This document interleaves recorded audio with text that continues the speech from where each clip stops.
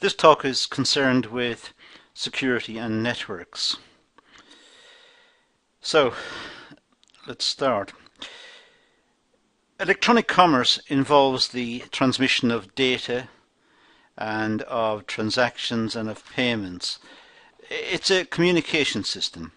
Electronic commerce involves communications over networks, and therein is the problem.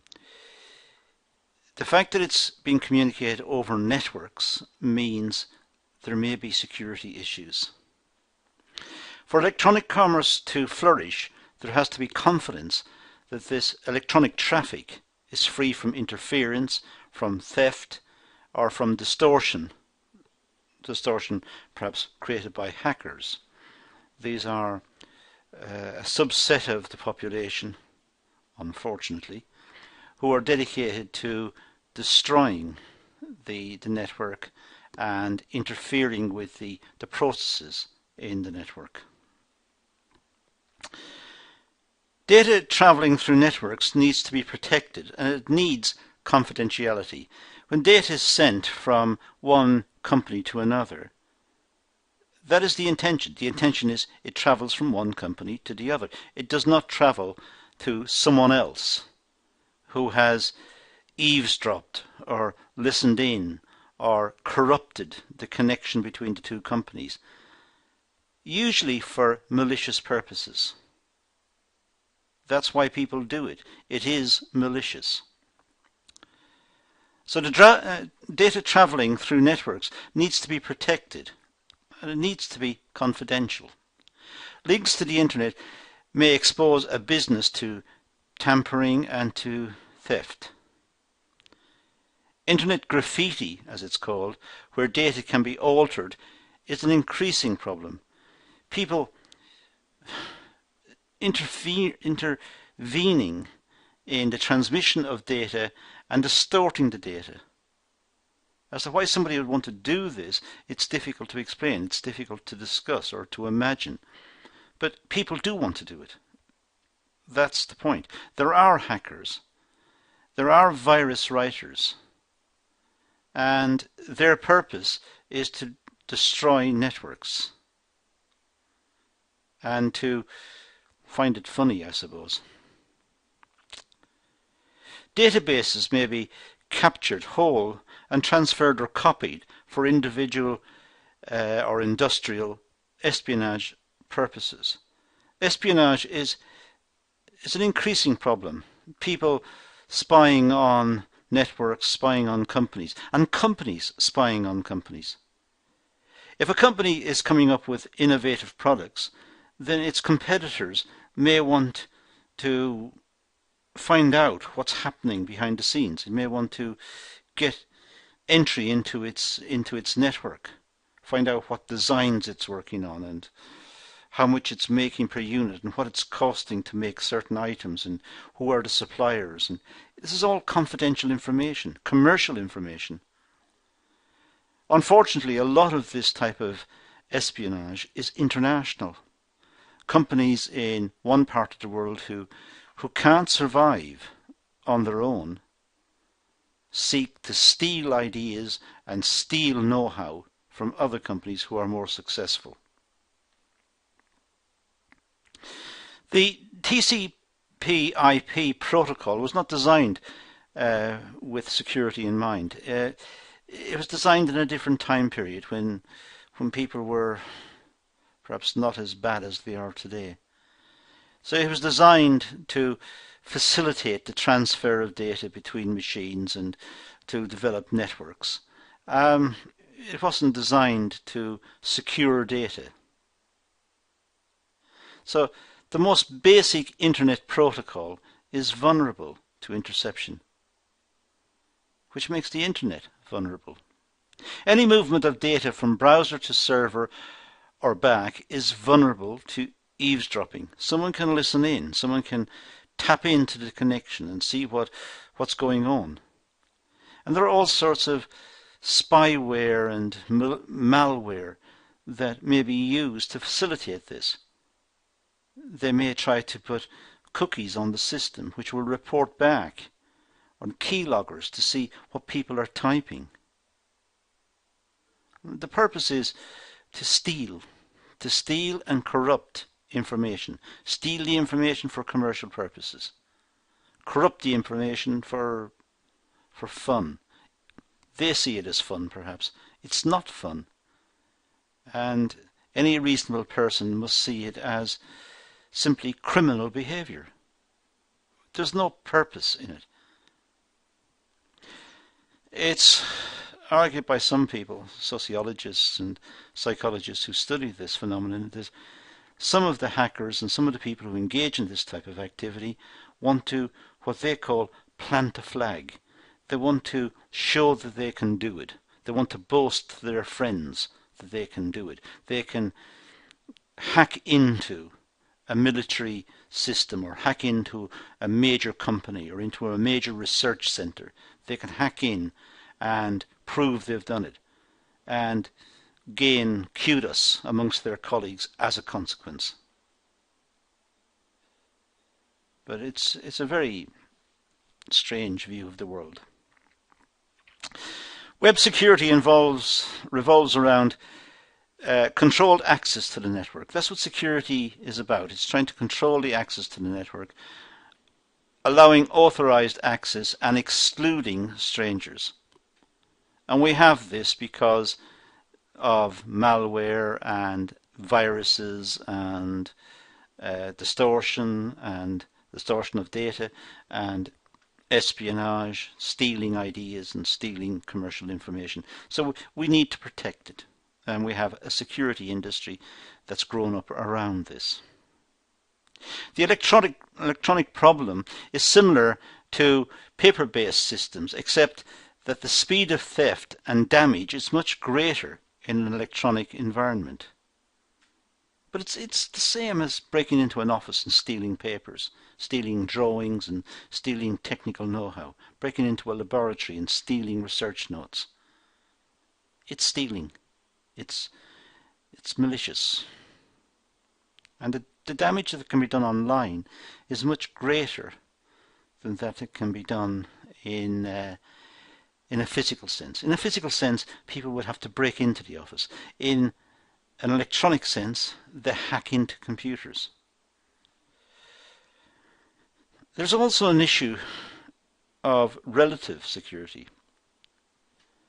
For example, is the web more secure than a telephone system? Well, we know that mobile phones can be hacked and text messages can be read by other people. Many customers are reluctant to give credit card details over the web, but may be happy to call out the details over the phone. So we are very contradictory in our approach to security. We may not want to type in our credit card details onto a website, but we might want to give our credit card details to some person over a telephone. So, which is more secure? Security problems may arise or be facilitated in several ways. Hackers who gain access to the data and are external to the data route. So, first of all, we have this idea of hackers. They gain access to the data. They manipulate code and they're able to find their way into systems where companies to companies are talking or individuals to individuals are talking, whoever, and they're able to listen in or even distort the messages. Poor organizational control of data flow with security codes exposed. Possible. The companies are lax about using security codes or don't take measures to protect the data they're sending. It could be this poor security at the server end, a poor firewall, for example, or the server is not properly protected. So the data stored on the server could be accessed. Once the server is accessed, that data online stored on the server could be vulnerable. It can be taken by these people, the hackers or whoever. It could be that the legal framework is not developed to take seriously electronic theft, that somehow electronic theft is less important than, say, stealing a car or stealing a television out of someone's home. That these are seen legally as more important crimes. In fact, stealing electronically can be a lot more valuable. There could be inadequate use of secure servers and authentication certificates. Maybe we need more security at the server end. Servers should be blocked off. Only authorized users should be allowed to access particular servers. Maybe that's the solution. The need for secure transmission of data depends on the financial significance of the data. Do we want to protect all data, or is some data, well, if somebody takes it, it doesn't matter? But certainly financial data, now that's important. That's money. But that's not just money. It could be the security of the business, the security of the people who work in the business, their financial security, their jobs, their careers. So protecting financial data in a business is paramount. The impact on competitive advantage of the firm, I should say. The impact of the competitive advantage of the firm is quite large. If a company is under attack from the outside, if its server is under attack, it may distort information that's used by the business, get the business to produce the wrong products, or give them wrong order numbers, or it can create phenomenal cost for the business, which will influence its competitive advantage. It may mean competitors have the advantage. You can see one incentive here immediately for this type of attack to take place.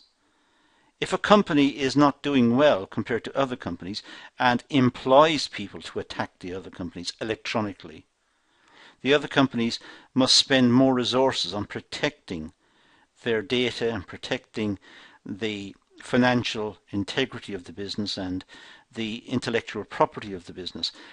When they are protecting it, they are losing their competitive advantage.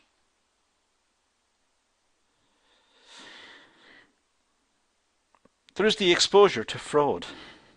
People may send false orders, or may request products and not pay for the products, or get them delivered to the wrong place, or there's all sorts of tricks that people can play online which cost the business money or distorts information flowing in the system. Confidentiality is a big issue. Information should be confidential between, say, some clients and the business. Who the company deals with, perhaps, is a matter of confidentiality as well.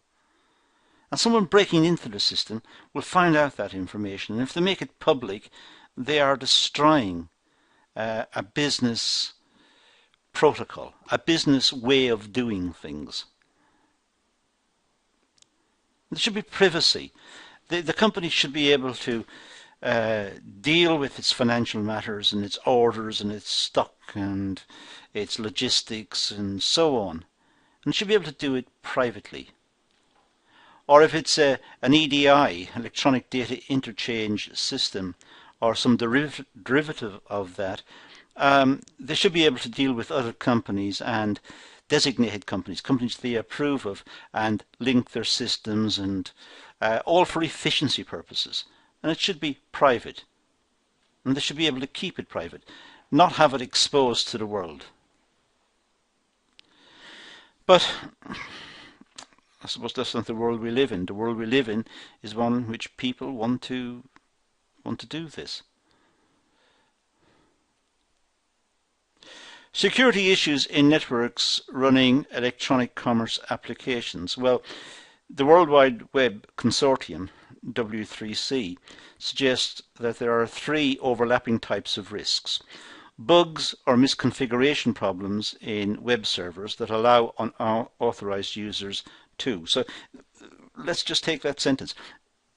The World Wide Web Consortium suggests there might be bugs or misconfiguration problems in web servers, and these allow remote users to steal confidential documents and to execute commands on the server host machine, allowing them to modify the system and to gain information about the web server's host machine that will allow them to break into the system. So maybe there is a hole in the system, that the remote system, the server that the company is using, is misconfigured, or it's not properly protected. Perhaps it needs a proper firewall, it needs proper encryption, it needs proper antivirus and anti-malware. And it needs to be running all the time to stop these attacks from taking place. If it doesn't, then not just confidential documents, but the people who gain access may change commands and change addresses and just generally wreak havoc with the system, which will be not just expensive, but could be disastrous for the business. It's also possible that they could launch a denial of service attack, rendering the machine temporarily unusable. Now, I left this one to the last because this is becoming an increasing worry in the context of the internet.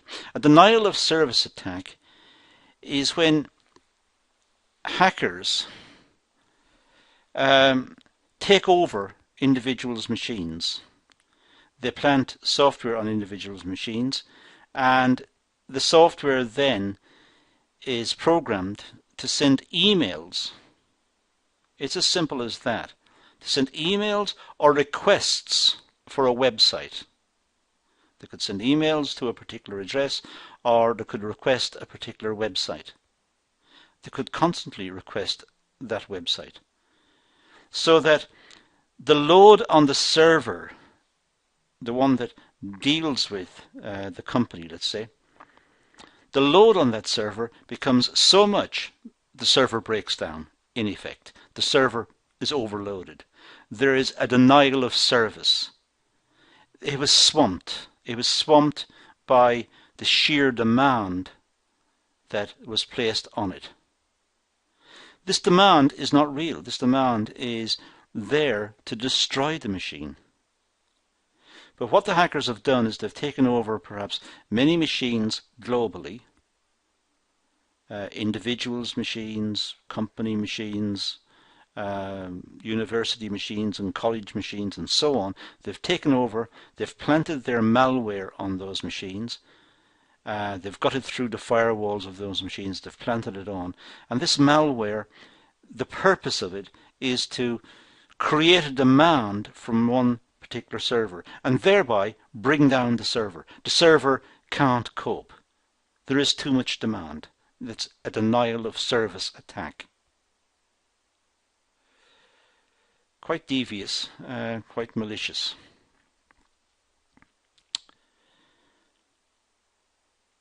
Browser-side risks. Well, kind of active content that crashes the browser.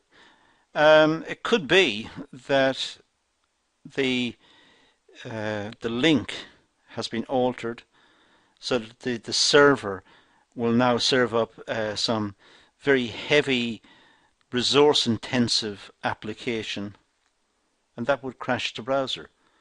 The systems are not designed to take heavy-duty traffic, perhaps, that would be placed on it. Again, it's like a denial of service. And it would damage the user system.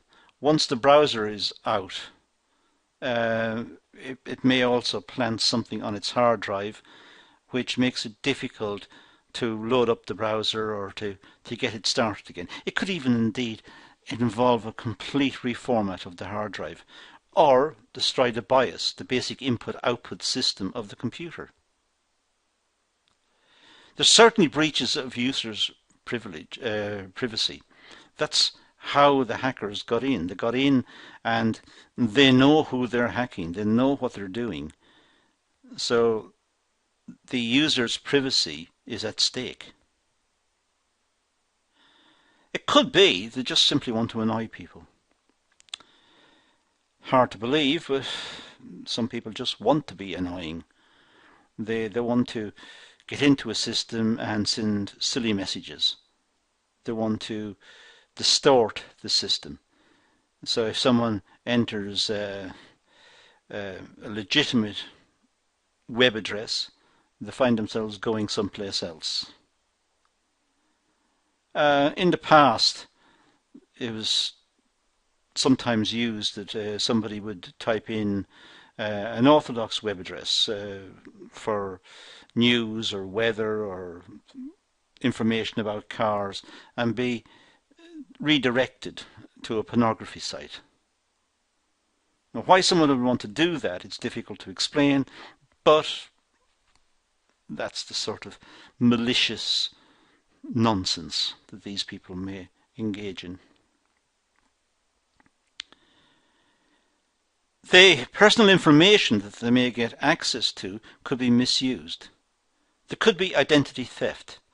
They steal so much information about an individual that they're then able to become that individual online. They're able to make purchases using that person's credit card. They're able to pretend they are that person and make purchases and receive goods. It's stealing. They're able to steal because they have taken someone's identity. Network eavesdropping. This is the idea that the interception of network data is sent from browser to server or vice versa. So it's the interception of the data. Eavesdropping may operate from any point on the pathway between the browser and the server. They just need to get in, to tap into the line between the browser and the server. The browser is how the user communicates with the server and retrieves information. Well, if they can tap in, they know what sites that we're accessing. They know perhaps what servers we're using, and if it's commercial, what servers the company operates, and so on.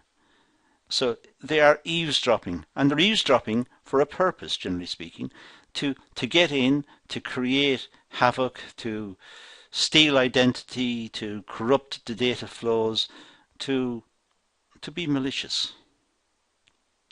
On the browser side of the connection, on the server side, they can get in on the browser side by hacking into a particular computer and just watching what sites the person is using. They could use spyware on the computer, or they could use key logging where they're able to read the keys that have been depressed and send this back to them so they know what sites the person is using.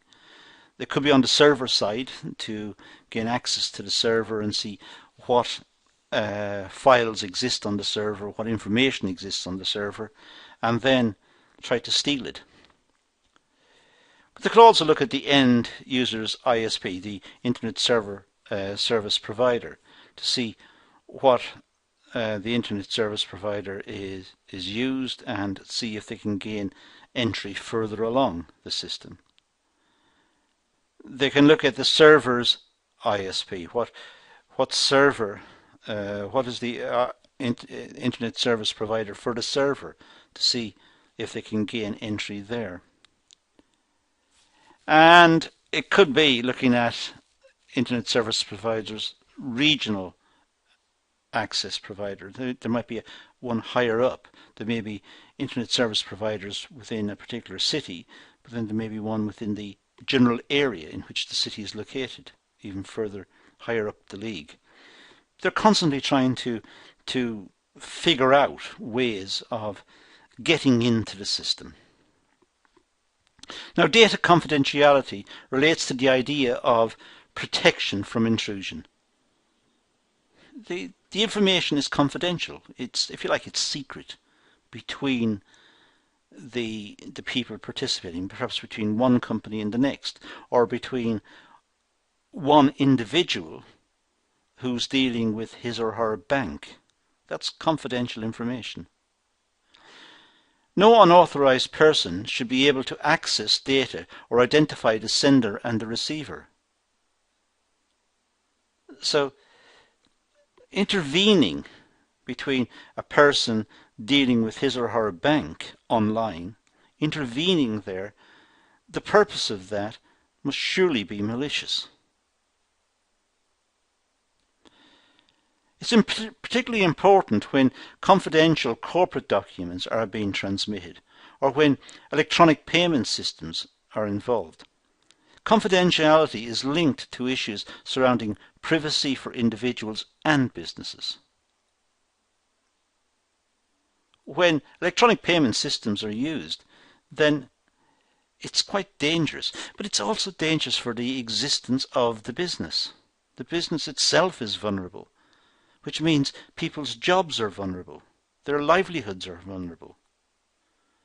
The products that the companies make and the customers that they serve are all standing to lose as a consequence of this theft, this intervention. A problem of maintaining privacy lies in the protocols used in e-commerce. We try to be private. Private means we want to lock out the world. We want to deal, one company wants to deal with the other company, not with everyone, just those two companies dealing with each other. Or when I access my bank account, I don't want all the world to see it. It's a private thing. It's between me and my bank account. If I make a purchase, I want to think that I've made the purchase and it's confidential. It's between the seller and me. I've made a purchase online. I bought some books or whatever.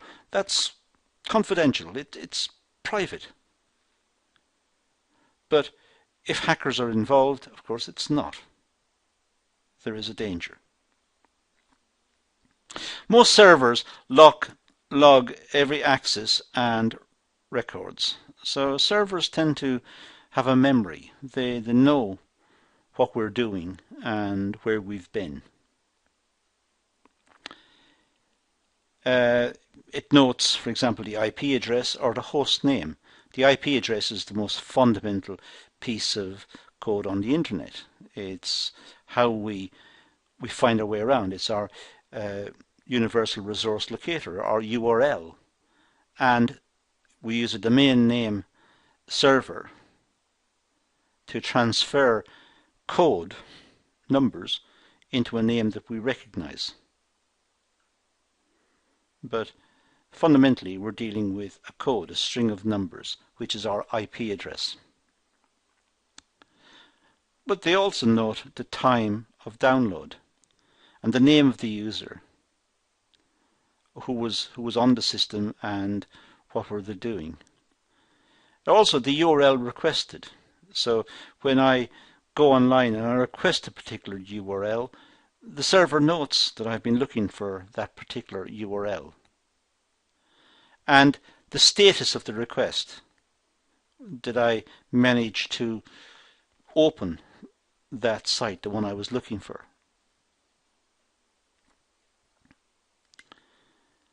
How much data was transferred? If I access a site with video, I'll be transferring a lot of data.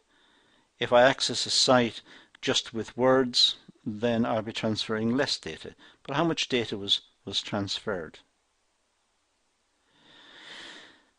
The information that's stored requires privacy.